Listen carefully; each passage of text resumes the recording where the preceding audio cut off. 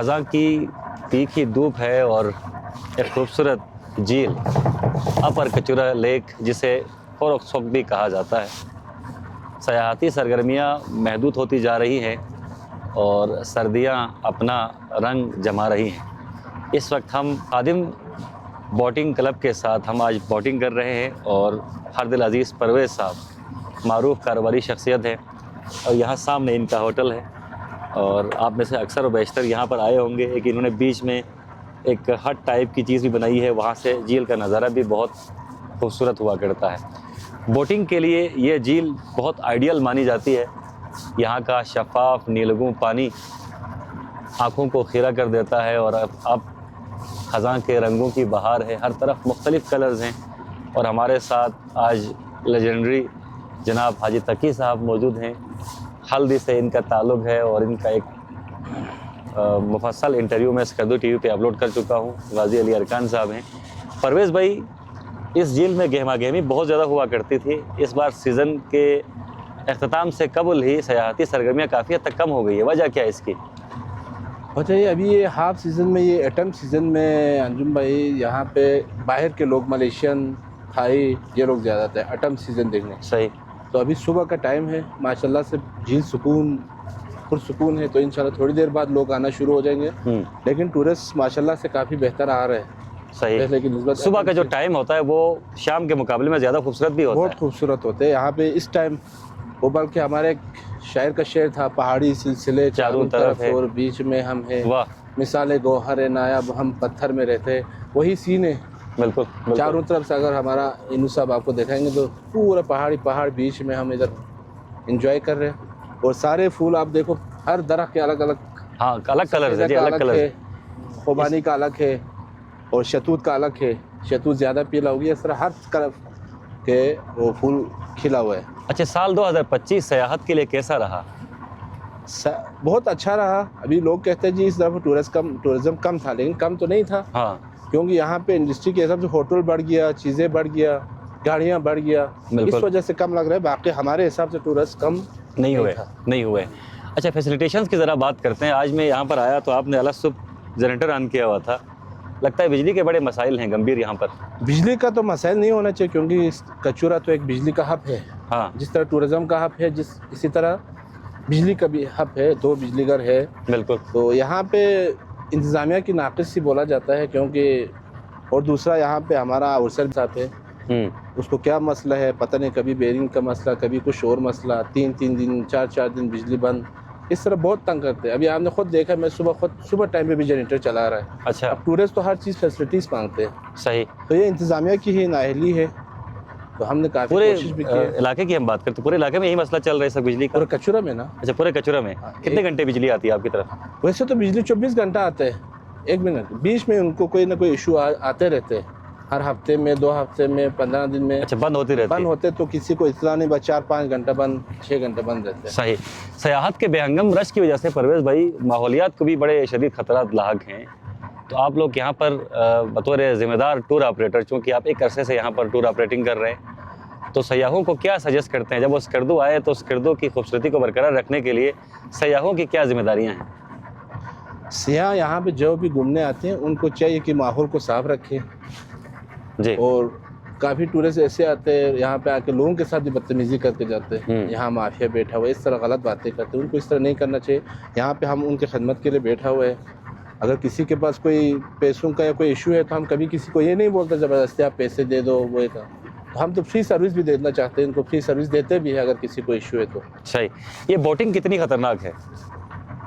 Boating के लिहाज से एडवेंचर तो कोई भी एडवेंचर ख़तरनाक ही है, लेकिन आज हम बहुत तसल्ली से चल रहे हैं, सुकून से चल रहे हैं। बोटिंग चाहे वो बोटिंग हो, चाहे वो जीप रेस हो, एडवेंचर ही, क्लाइंबिंग हो, वो ही है ही खतरा है। लोग खतरे से खेलना चाहते हैं, एंजॉय करना चाहते हैं, लोगों को यही बोट स्पीड कम लगते हैं। सही बात है, सही बात है। तो जब भी कचूरा आए, अपर कचूरा आए, परवेज़ भाई के साथ जो इनका बोटिंग क्लब है, खादिम बोटिंग क्लब, कश्तियाँ भी बड़ी अच्छी हैं, कंफर्टेबल हैं और खादिम भाई ख़ुद अगर चलाएं तो क्या ही बात है, बहुत तसल्ली के साथ चलाते हैं और इनके जो बाकी कैप्टन्स हैं वो भी बहुत अच्छा चलाते हैं। तो गाज़ी भाई, की मेहरबानी है कि आज हम अलसुब यहाँ पर पहुँचे हैं, क्योंकि हमने इस झील के मुख्तलिफ रूप देखे हैं। बाहर में इसे देखा है, ख़ज़ां में इसे देखा है, विंटर्स में भी इसकी खूबसूरती बहुत ज़्यादा होती है। बहुत सारे लोगों को शायद ये लगता होगा कि यार विंटर्स में ये दरख्त जब उजड़ जाते हैं, दरख्तों के पत्ते निकल जाते हैं, तो शायद इसकी ये खूबसूरती ना हो, लेकिन विंटर्स में इसकी एक अलग खूबसूरती लाजिमन है। और परवेज़ भाई, हमने यहाँ से एक बार आपके ताउन से और आपके बोटिंग क्लब के ताउन से मैं और ज़ीशान साहब ने यहाँ से एक ट्रैक किया था आगे पड़ंग तक। बहुत शानदार ट्रैक है। तो जो गाजी भाई भी उसमें थे, इस ट्रैक को बहाल करने के लिए कोई इकदाम हो रहे हैं मुस्तकबिल करीब में? मुस्तकबिल में देखो, रास्ता यहाँ पे मौजूद है पहले ऑलरेडी, हिंदूकश के दौर से रास्ता मौजूद है। अगर इंतज़ामिया इसको फॉलो अप करे कि थोड़ा सा ट्रैक को बेहतर करे, तो लोग खुशी खुशी से यहाँ से दो नज़ारे एंजॉय, एक तो अपर कचौरा लेक, दूसरा नीचे के उसका गिलगित कर्दू रोड का, दरिया का, उधर सारे नज़ारे भी ले सकते हैं। अच्छा, वैसे स्विमिंग के लिए कितना सेफ है? यहाँ पर बच्चे स्विमिंग भी करते हैं ओमन? स्विमिंग के लिए वही है, जिसको स्विमिंग आते हैं उसके लिए कोई इशू नहीं है। हाँ, जिसको नहीं आती उसको नहीं करनी चाहिए। जिसको नहीं आती उसको नहीं करनी चाहिए। आज आपको को हम अगर यहाँ पर स्विमिंग करवाएं, पुराने स्विमर है, खिलाड़ी हैं, स्विमिंग तो आपको को आ जाएगा, लेकिन ठंडा पानी की वजह से आपको को थोड़ा सा ये तो हाई पोटर रहा है।